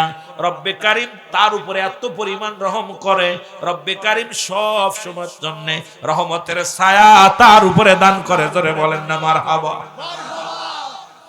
ইদ্রিস আলাইহিস সালামের কাছে জিবরিল আমিন আসলেন মানুষের সুরত দইরা সালাম দা আসসালামু আলাইকুম ও নবী ইদ্রিস ওয়ালাইকুম আসসালাম কে গো তুমি আমি ওই মহল্লা আমার বাড়ি আমি আপনার কাছে আসি আজ কটা দিন না খেয়ে আসি খাবারের ব্যবস্থা আসেনি ইদ্রিস আলাইহিস সালাম ডাক দিয়ে কয় ও ভাই আমিও তো পথের মধ্যে তাকায় আছি কখন মেহমান আসবে আমিও বসে আছি মেহমানের আশায় চলেন আমার বাড়িতে আজকে মেহমান হবেন আপনি এবার খানা দানা মুসলমান শোনো কয় খাবার দাবার আসলো ওরে জিবরিল আমিন কয় হুজুর বেয়াদবি মাফ করবেন আমি তো রোজা আছি একটু রাত দিনটা শেষ হয়ে যাক তারপরে আসলে খাবো ফেরেশতারা তো কোনো খায় না কোনো খানা নাই কোনো লোভ লালসা নাই এখন সন্ধ্যা লেগে গেল আজান পড়ে গেল আজান পড়লে ইদ্রিস আলাইহিস সালাম খাওয়া শুরু করলো বিসমিল্লাহ আলা বারাকাতুল্লাহ বলে শুরু করলেন মুসলমান শোনো এই বরকতের নিয়তে যখন খাওয়া শুরু করলো কিন্তু জিবরিল আমিন সামনে বসে আছে মানুষের সুরত দইরা খানা খায় না শুধু মুখের কাছে খানা নিয়ে বয়া আইরাম দেখাইতেছে ওরে মুসলমান শুনে নাও এর ভিতর থেকে বিবি ডাক দেখায় স্বামী আপনি তো কোনোদিন মেহমান ছাড়া খানা খান না অথচ আজকে যাকে নিয়ে আইলেন তে তো খানা খায় না আপনি আগে খেয়ে ফেলেছেন মেহমানকে তো না খায় আপনি খান না এখন ডাক দে বলে ভাই আপনি খান না কেন তাড়াতাড়ি খান কয় বাইরে মনে কিছু করবেন না, আমি আসলে কোনো মানুষ নয়, কারণ আপনার ক্ষুধার্ত অবস্থা দিকে রব্বে কারীম সহ্য করতে পারে নাই। আপনি ক্ষুধার্ত অবস্থায় আছেন, এই জন্য রব্বে কারীম আমারে পাঠাইছে আপনাকে খাওয়ানোর জন্য। আমি হইলাম ফেরেশতা। সুতরাং ইদ্রিস আলাইহিস সালাম কয়, ভাই জিবরিল, আমার সঙ্গে তুমি ধোঁকা দিছো, আমার সঙ্গে তুমি ঠগাইছো। শোনো শোনো, এখন তোমার আমার সঙ্গে দোস্ত পাতাইতে হবে, কারণ এখন বন্ধু পাতাইতে হবে, তুমি আমার বন্ধু হিসেবে কবল করো। আল্লাহ কয়, হযরত জিবরিল দেরি করিস না, আরে আমার বন্ধু যেহেতু বন্ধু পাতাইতে চায়, বন্ধু পাতায়া নাও। সঙ্গে সঙ্গে বন্ধু পাতায়া নিলেন। মুসলমান শুনে নাও, এবার কয় বন্ধু বানাইলা, কয় তিনটা দাবি করব। নাম্বার 1, তোমাকে আমাকে এখন মারতে হবে, মৃত্যুবরণ করব। দ্বিতীয়, আমাকে জান্নাত জাহান্নাম দেখাইবা। তৃতীয়, আমাকে আবার জিন্দা করবা। এর মুসলমান, আল্লাহ কাল জিবরিল এসে ডাক দে, আল্লাহ এ বন্ধু পাতা এখন বিপদের মধ্যে আমারে ফেললাম, বন্ধু পাতায় আমার কোন বিপদের মধ্যে ফেললেন। এখন তুনাকে মারতে বলে, ওনার হায়াতটা এখন শেষ হয় নাই, এখন আমি কেমনে মারবো? আল্লাহ কয়, যা বলছে মেনে নাও, যেহেতু আমার বন্ধুর সঙ্গে তুমি ছলনা করেছো, এখন যা বলে মেনে নাও। আমি আল্লাহ কোন মেনে নিলাম। সঙ্গে সঙ্গে আজরাইল তাকে মারলেন, মারা পর এবার তারে জিন্দা করলেন। আবার তাকে জান্নাত জাহান্নাম সারা পৃথিবী ঘোরায় সব কিছু জান্নাত জাহান্নাম গুলো দেখাইলেন। দেখানোর পর আবার জিন্দা করলেন। জিন্দা হয়ে গেলে আরে আজরাইল আলাইহিস সালামকে ডাক দে, কয়, ও আজরাইল, তোমার কাছে আমি জানতে চাই। আজরাইল কয়, হুজুর, আপনি জান্নাত দেখছেন, জাহান্নাম দেখছেন, কেমন লাগে? ইদ্রিস আলাইহিস সালাম কয়, ও আজরাইল, আমার আল্লাহর নিয়ামত আর জাহান্নামের ভয়াবহতা আমি বিবরণ করব কেমন করে? ওই জাহান্নামের মধ্যে সবচেয়ে বড় কঠিন জাহান্নামের গায়ের মধ্যে একটা গাছ আছে, গাছটার নাম জাক্কুম নামে কাঁটাযুক্ত গাছ। জাহান্নামীদের দূরে দূরে গ্রাস করতেছে। আর জাহান্নামের সর্ব আগুন জাহান্নামের মধ্যে সাপ বিচ্ছু। এটা দেখি আমি ইদ্রিস আলাইহিস সালাম ওই জান্নাতের নিয়ামত দেখেছি। জান্নাতের মধ্যে একটা গাছ আছে, সিদরাতুল মুনতাহা, বড়ই তলা। জোরে জোরে চিল্লায়া বলা যাবে না মারহাবা? জান্নাতের মধ্যে একটা গাছ, জাহান্নামের মধ্যে একটা গাছ। প্রতিনিয়ত আপনার মৃত্যুর পরে দেখা যায় বড়র পাতা গরম জালে দেয়। হাকিকত জানার দরকার মুসলমান। নবীজি কেউ নিয়ে রাখলেন সিদরাতুল মুনতাহায়। নবীজি বললেন, ভাই জিবরিল, কোথায় রাখলে আমারে? হাকিকত নিয়ে আলোচনা করতে গেলে সময় লাগবে। বলে, হুজুর, এটা হলো জান্নাতুল মাওয়া। এই বাম পাশে অবস্থান সিদরাতুল মুনতাহা, বড়ই গাছ। নবী তাকায় দেখে রে, কাটা নাই, শুধু বড় বড় ফল ধরে আছে। আরে মুসলমান শুনে নাও, তুমি মুমিন হলে বড়ই গাছ ভালোবাসো, কারণ এই জান্নাতের মধ্যে বড়ই গাছ পাওয়া যাবে। জোরে জোরে বলেন মারহাবা। কথা বুঝেননি? রাসূলকে নিয়ে রাখছে জান্নাতের মধ্যে। ডান পাশে জান্নাতুল মাওয়া, বাম পাশে গাছটা। যারা জান্নাতুল মাওয়ার মধ্যে প্রবেশ করবে তারা এই ফলগুলো ভক্ষণ করবে। জোরে বলেন না মারহাবা। এই বড়ই গাছ আমরা, নবীজি আয়া বলছে, জিবরিল দেখে আসছে বড়ই গাছ। নবীজি আয়া এই বড়র পাতা, আমাদের দেখুন মরণকালে দেখা যায় কিছু বড়র পাতা, কিছু ইসের পাতা, নিমের পাতা, বড়র পাতা 2-4 দেয় আমাদের মরণের গোসলের ভিতর। জোরে বলেন ঠিক কিনা? কিন্তু নবীকে ভালোবেসে রাখলেন গাছতলায়। নবীজি তাকায় দেখে গাছটা, নবীজি ডান দিকে তাকায় দেখে জান্নাত। ও যুবক, আমার বাবারা আমার, এবার মুসলমান শোনো, জিবরিল আমিন জান্নাতের মধ্যে গ্রহণ করলেন।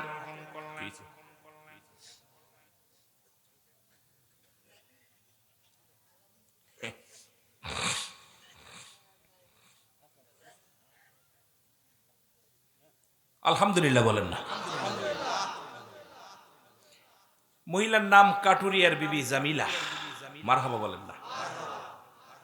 আস্তে আস্তে যাই। লিখছে, মা ফাতিমা জান্নাতের মহিলাদের লিডার। ফাতেমার আগে কোন মহিলা জান্নাতে যাবে, এই মায়ের এই সম্বন্ধে আলোচনা করার জন্য। মারহাবা বলেন না? আস্তে আস্তে যায়। আলোচনা তো কেবল অপায় মাত্র ওইটা করতাম, কথা বুঝেননি? আলোচনার মধ্যে খালি আলোচনা আসবেই। আমার বন্ধুগণ আমার, যদিও মরণের ভিতর আছি, আলোচনা কোণে কোণে চলে গেছে, হিসাব করবেন। আমার বন্ধুগণ আমার, গভীর মনোযোগ। এবার ইদ্রিস আলাইহিস সালাম জান্নাতের ভিতরে ঢুকে গেলেন, ঢুকে আর আসে না। জিবরিল কয়, হুজুর আপনি আসেন, তাড়াতাড়ি আসেন। কয়, জিবরিল রে, আগে বলো মানুষের জন্ম হয় কয়বার? কয়েকবার। মরণ হয় কয়বার? একবার। জিন্দা হয় কয়বার? একবার। জান্নাতে দেয় কয়বার? একবার। তাহলে ইদ্রিস আলাইহিস সালাম কয়, জিবরিল ভেগে যাও, আরে আমার জন্ম হয়েছে, মরণ হয়েছে, জিন্দা হয়েছে, জান্নাতে গেছি, এখন আমি আর বাইরে হব না। জিবরিল, আল্লাহ কোন বিপদে ফেললাম, কোনে ফেলাইলা, বেড়ার লগে আমার এই কি যে বাঙ্গাল উঠতেছে, এখন তো বাইর হয় না, কি করবো? জান্নাত দেখে পাগল হয়ে গেছে, যাইতাম না। আজকে যেমন আর ঢুকছেন, অনেকেই এতে বাইরে না, ফাঁস করে। আর কেউ আছে খালি আসবে আর যাবে, কারণ জান্নাতের পিপাসী তো নিশা লাগবে। ইদ্রিস আলাইহিস সালাম কয়, ইসরাইল তুমি যাও, তোমার চিন্তা তুমি করো, আমার নামই আছে। জিবরিল আমিন কাল্লা ডাক দে, বলে, জিবরিল ডিস্টার্ব করুন আমার বন্ধু, যেহেতু জান্নাতের মধ্যে যাইয়া আসতে চায় না, তারা ডিস্টার্ব করো না, ওই জায়গা থাক, ওর ভিতর থেকে আর বাইর করো না। আমার আল্লাহ রাব্বুল আলামিনের প্রেমিক আমি গোলাম ইদ্রিস আলাইহিস সালাম জান্নাতে বড় হ্যাপি, সুতরাং জান্নাতের মধ্যে থাকতে দাও। এই দৃশ্য দেখতে পাইলেন মাস্টার ইবলিস, সুযোগ একটা পাইছি রে।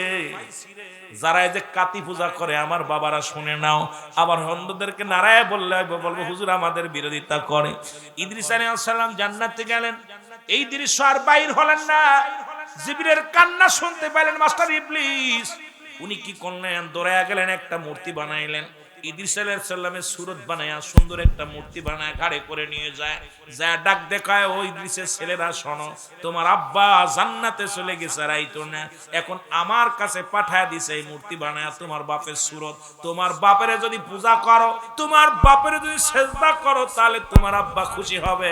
এখন তোমরা যদি না করো, তাহলে তোমার আব্বা বড় কষ্ট পাবে। আমার কাছে পাঠিয়ে দিছে মূর্তি বানায়া। এই মূর্তিখানা নিয়ে মাস্টার ইবলিস শুধু ইদ্রিস আলাইহিস সালামের সন্তানের কাছে দেন নাই, তৎকালীন জামানার মধ্যে যত মানুষ ছিল সবার বাড়ি বাড়ি এক একটা মূর্তি বানায়া দিতে লাগলো। সবাই ইদ্রিস মনে করে সবাই সিজদার মধ্যে লুটে গেল। সবাই মুসলমান শোনো, আজকে আমার দেশে কাতি পূজা শুরু করে, ঘাড়ে করে মূর্তি লয়া যায়। ও মুসলমান শোনো, সব কিছু নতুন আবিষ্কার যদি বলি, আবার সকালবেলা আমার সঙ্গে আবার দ্বন্দ্ব হয়ে যাবে, মুসলমান মামলা হবে, হামলা হবে। তবে কথাগুলো সত্য করে ক্লিয়ার করে নিয়ে যাও, সত্য জেনে যাও, ক্লিয়ার করে নিয়ে যাও। ইদ্রিস আলাইহিস সালামের ছেলেরা ঈমান নষ্ট করে নাই, কিন্তু কিছু কিছু ওই পথভ্রষ্ট মানুষ আছে, তারা ইদ্রিসকে মনে করে সিজদায় লুটে পড়েন, সঙ্গে সঙ্গে তারা কাফেরদের অন্তর্ভুক্ত হয়ে গেছে। জোরে বলেন ঠিক কিনা?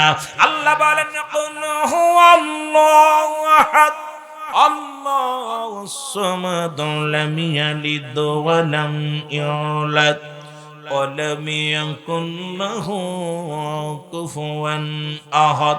আল্লাহ বলে, ডাক দেখাবি,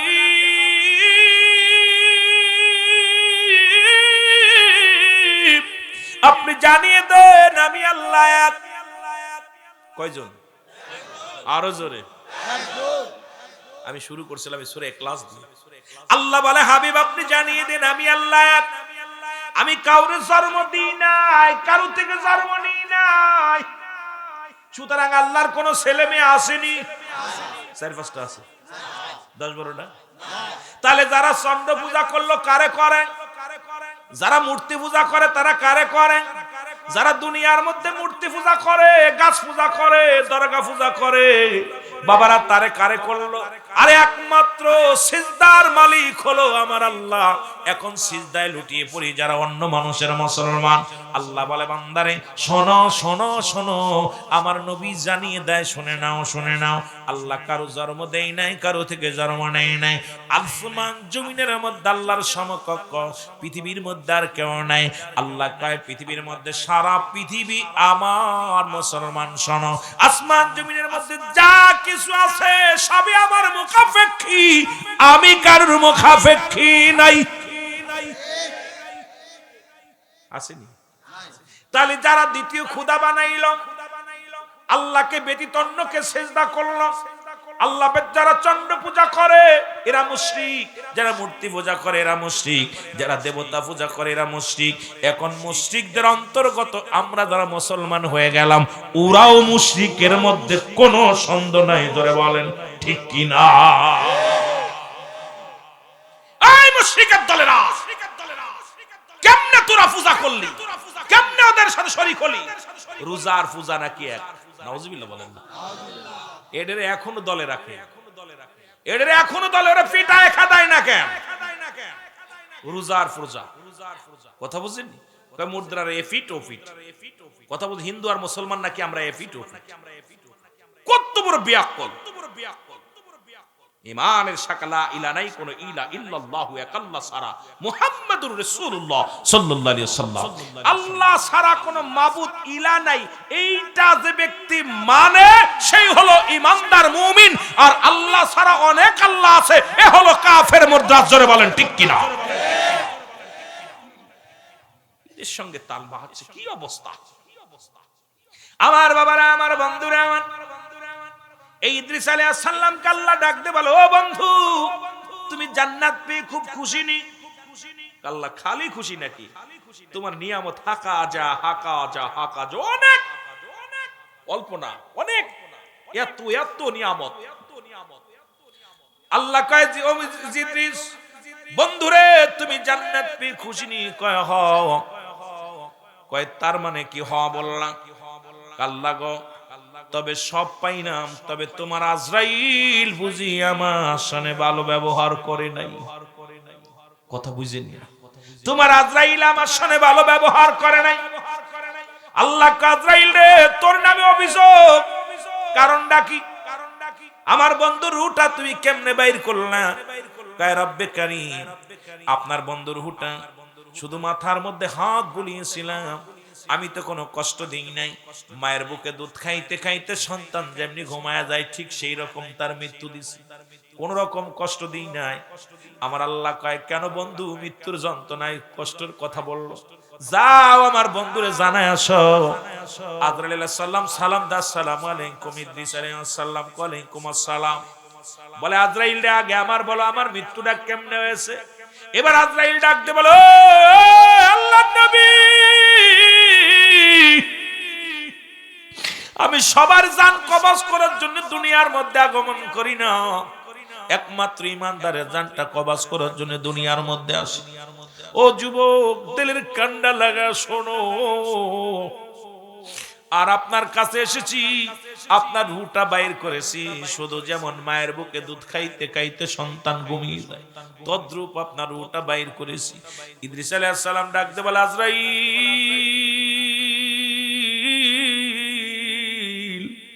এই মৃত্যু যদি এত কঠিন হয় রে, আমি ইদ্রিসের গায়ের যন্ত্রণা যায় নাই, আমার মন বলছে আমার দেহ থেকে তুই আমার দেহ থেকে চামড়াটা খুলে নে সরে ভাই। আজরাইল, আজরাইল রে, এই সহজ মৃত্যুটা যদি এত কঠিন হয় রে, ওই কঠিন মৃত্যুটা কত কঠিন হয়। ও যুবক বন্ধুরা, এর মধ্যে আর বুঝতে আপনাদের বাকি নেই, কারণ এত সহজ মৃত্যু যদি এত কঠিন হয়, যে লোকটা অ্যাক্সিডেন্ট করে মারা যায়, যে লোকটা আগুনে পুড়ে মারা যায়, যে লোকটা পানিতে ডুবে মারা যায়, যে লোকটা দুনিয়ার মধ্যে প্যারালাইসিস স্ট্রোক করে মরে, যে মানুষটার মৃত্যুর সময় চোখ দুটি বড় বড় হয়ে যায়, যে মানুষটা প্রস্রাব পায়খানা করে দেয়, যে মানুষটার জিহ্বা বাইর হয়ে যায়, তাদের মৃত্যুটা কত কঠিন হয় একটু বুঝার দরকার, জানার দরকার। জোরে বলেন ঠিক কিনা? এত কঠিন, এত সহজ মৃত্যু যদি এত কঠিন হয়, কঠিন মৃত্যুটা কত কঠিন হয়। বন্ধুগণ আমার, 2 নাম্বার বিপদ, 2 নাম্বার হলো কবর। কবর বলতে বোঝায় মানুষের মৃত্যুর পর থেকে শুরু করে কিয়ামত পর্যন্ত জগৎটাকে বলা হয় কবরের জগৎ। আজকে কত ভাই আছেন কবরে, আব্বা মা শুয়ে আছে, ওই কবরের উপর দিয়ে গরু ছাগলে পায়খানা করে, কুত্তা শেলে পায়খানা করে, ঘাস খায়। কবর থেকে খেদানোর মতো ক্ষমতা আল্লাহ তাদের দেয় নাই। কিন্তু মানুষ যখন মারা যায় 6টা হক সন্তান, তার বাবা মার প্রতি 6টা হক থাকে। এই হকগুলো যদি আদায় না করে কিয়ামত পর্যন্ত আমার আল্লাহ তোমারে মুসলমান শোনো, তুমি ওই বাবা মারা বাধ্য সন্তান হওয়া সম্ভব হবে না। নাম্বার 1 ভালো করে লিখে নেন, 6টা হক। তার ভিতরে নাম্বার 1, তোমার আব্বা মা যখন মারা যাবে 1 নম্বরে তাদের জন্য মাগফিরাত কামনা করতে হবে। 2 নাম্বার তাদের জন্য সবরেশানি করা লাগবে। 3 নাম্বার শরীয়ত মোতাবেক তাদের ওসিয়ত পূরণ করা লাগবে। 4 নাম্বার তার আত্মীয় স্বজনের খোঁজ খবর নেওয়া লাগবে, তাদের সুখে শান্তিতে রাখা লাগবে। মুসলমান শোনো 5 নাম্বার, মুসলমান শোনো 5 নাম্বার, ওই আত্মীয় স্বজন যদি গরিব হয় তাদের সাহায্য সহযোগিতা করা লাগবে। 6 নাম্বার হলো পিতা মাতার আব্বা মার পৃথিবীর মধ্যে আব্বা মার কবরটা বেশি বেশি করে জিয়ারত করা লাগবে। আমার নবী বলছে এই 6টা হক যদি তুমি আমি আদায় না করি, আপনার আব্বা মা সারা জীবন বাপ মার কাছে দায়ী থাকবেন। এই জন্য আজকে যাদের আব্বা নাই, যাদের মা নাই, বেশি যদিও না পারি তাদের আত্মীয় স্বজন যারা আছে খোঁজ খবর নিবেন, তাদের আত্মীয় স্বজনের সঙ্গে ভালো ব্যবহার করবেন। মায়ের আত্মীয়, বাবার আত্মীয়। আমার দেশে এখন দেখা যায় বাবা মারা গেলে বাবার ভাই বাতি যারা থাকে তাদের আর চিনি না। চাচা কত কষ্ট থাকে, বাতি যারা কত কষ্ট থাকে, এগুলো আমরা খবর নিই না। মা মারা গেলে মার ভাইরা যারা আছে তাদেরও খোঁজ খবর নিই না, বোনেদের খবর নিই না। এই হক যদি আদায় না করবে মুসলমান, তুমি পরিপূর্ণ মুমিন হইয়া বান্দার হকটা নষ্ট করে গেলা। কারণ এই বান্দার হক নষ্ট করার কারণে রব্বে কারীমের দরবারে জবাব দেওয়া লাগবে। এই জন্য আমি আপনাদেরকে বারবার বলবো, মায়ের আত্মীয় যারা আছে তাদের সঙ্গে যোগাযোগ করবেন। যদিও কিছু না পারেন খোঁজ খবর নিবেন। বাবার আত্মীয় স্বজন যারা আছে তাদের সঙ্গে যোগাযোগ করবেন। প্রতিনিয়ত যদি নাও পারেন সপ্তাহে একদিন বাপ মার কবরটা জিয়ারত করবেন। রাসূল প্রথম জীবনে বলছে তোমরা বেশি বেশি, প্রথম জীবনে নবী বারণ করেছে তোমরা কবর জিয়ারত করো না, মাজার জিয়ারত করো না। কারণ মানুষ ওই মাজার পূজারী হয়ে যাবে। শেষ জীবনে নবীজি তাগিদ দিছে তোমরা বেশি বেশি করে কবর জিয়ারত করো, মাজার জিয়ারত করো। জোরে জোরে চিল্লায় বলা যাবে না মারহাবা। এই 6টা হক, আপনি আব্বা মার সাথে হক কয়টা হক আদায় করেন? আমার তো মনে হয় না, যদিও এই 6টা হকের মধ্যে আমার মনে হয় 2-4টি কেউ আদায় করে, ওই মাসে মাসে হয়তো জিয়ারত করে। আব্বা মার আত্মীয় স্বজনের সঙ্গে আমরা পরিচয় সাথে নাই। দিনাদায়িক শোধ হয়েছে কিনা পায় ধরে আয়া জানাজার সামনে আসে, আমার আব্বা যদি কোনো দিনাদায়িক থাকে মাফ করে দিবেন, আর হলো আব্বারে মাফ করে দিবেন। আর দিনাদায়িক যদি নাই মাফ করেন আমাদের কাছে কইেন, আমরা দিবান। আপনি গোপনে গোপনে খবর নিবেন, আপনার বাবার বন্ধু ছিল কে, মার বান্ধবী ছিল কে, আস্তে আস্তে খবর নিয়ে শোধ করবেন। ও তো মন মাফ করে দিবে, কিন্তু আপনি খোঁজ খবর নিবেন, নিয়ে দিনা শোধ করার চেষ্টা করবেন। ওসিয়াত মৃত্যুর আগে একটা হলো ওসিয়াত, একটা হলো নসিয়াত। এই ওসিয়াত গুলো শরীয়ত মোতাবেক হলো। আবার যদি কোনো বাপ মরার সময় কয় অনেকটা মূর্তি বানায় থুস, এ মানা যাবে না। বাপ যদি কয় ওসিয়াত করে যাও অনেকে খুন করিস, বাপ যদি ওসিয়াত করে নামাজ কোনোদিন পড়িস না, মানা যাবে না। এই যে শরীয়ত মোতাবেক যদি কোনো ওসিয়াত করে যায়, এটা আপনার আমার জন্য এটা দায়িত্ব পালন করো কর্তব্য হয়ে যাবে। জোরে বলেন মারহাবা, আরো জোরে বলেন না। আমার বন্ধুগণ, আমার এই কবরের জগৎ ভয়ঙ্কর জগৎ। এই কবরের জগৎটা বড় ভয়ঙ্কর জগৎ মুসলমান। 3 নাম্বার বিপদ হলো হাসরের ময়দান, কঠিন বিপদের ময়দান। সেদিন মানুষগুলো সবাই দাঁড়াবে, সবার জবান দিয়ে ইয়া সালিম ইয়া সালিম, আমাকে নিরাপত্তা দাও, আমাকে নিরাপত্তা দাও। মুসলমান সেদিন মুঠো হাত উপরে সূর্যোদয় হবে, মস্তিষ্কগুলো গলে গলে জমিনের মধ্যে পড়বে। ওই দিনটার কথা যদি কোনো ব্যক্তি ভাবে, দুনিয়ার মধ্যে অন্যায় কাজে লিপ্ত হতে পারে না। জোরে জোরে বলেন ঠিক কিনা? ওরে আজ না হয় কাল তুমি যাইবা কবরে, যাবার বেলায় দেখবে চেয়ে গো তোমার সবই রইল।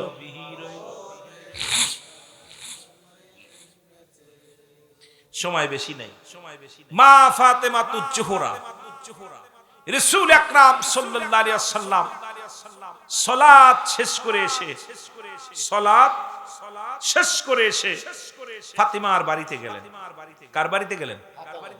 ফাতেমার বাড়িতে গেলেন। মা ফাতেমাতুজ জাহরা। ওনার বাড়িতে যাওয়ার পর ফাতেমা বলতেছে, আব্বাজান, পৃথিবীতে আমি ধন্য, কারণ আমার বাবা রাহমাতাল লিল আলামিন। মারহাবা বলেন না?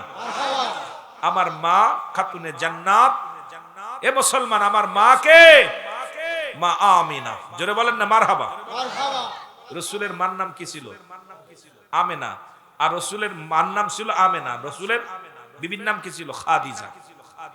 ফাতেমার মার নাম কি? মা খাদিজাতুল কুবরা। জোরে বলেন না মারহাবা। আরো জোরে। বাবা গো, আরো ধন্য আমি, আমার দুই কলিজার টুকরা সন্তান আল হাসান আল হুসাইন, এরা জান্নাতের সরদার যুবকদের বাবা।